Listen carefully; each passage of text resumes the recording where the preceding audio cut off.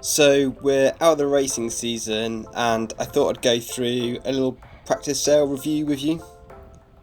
The breeze was 8 to 10 knots, which is just where things get really interesting with mode changes for the RS800. And there's some fundamental stuff to see here which will be of use to any high performance sailor. Personally, 10 knots is my favourite wind strength for the RS800. It's obviously not the fastest conditions, but then when it's 20 knots, most boats feel pretty quick and fun, whether it's an oppie or a moth. But 10 knots is where the efficiency of a skiff really shows in these marginal mode changes, and when you get it right, you can get that second crew on the wire, the apparent wind increases, the power increases, and the boat sails with a zen-like efficiency. It's just a really cool feeling.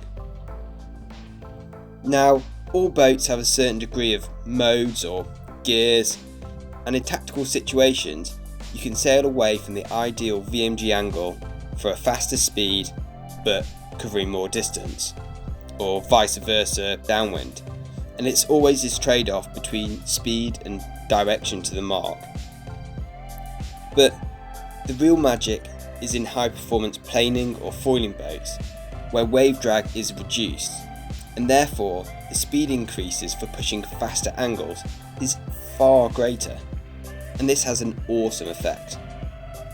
The faster you go, the more air the sails see per second, and the more air the sails interact with, the more they can bend, and the more energy is therefore accessible to them. This allows skiffs and foilers to sail a faster mode with more power, and as they build more speed, they can actually sail lower than their initial downwind heading. So it should be pretty obvious why being able to switch gears just before your competitors is such a valuable skill in these boats. But it does come with a catch, and that's drag. The faster you go, the further forward the apparent wind goes, and so the sails need to be trimmed for low drag and this new apparent wind direction. On the edge of mode changes in marginal winds, sail trim needs to be your focus.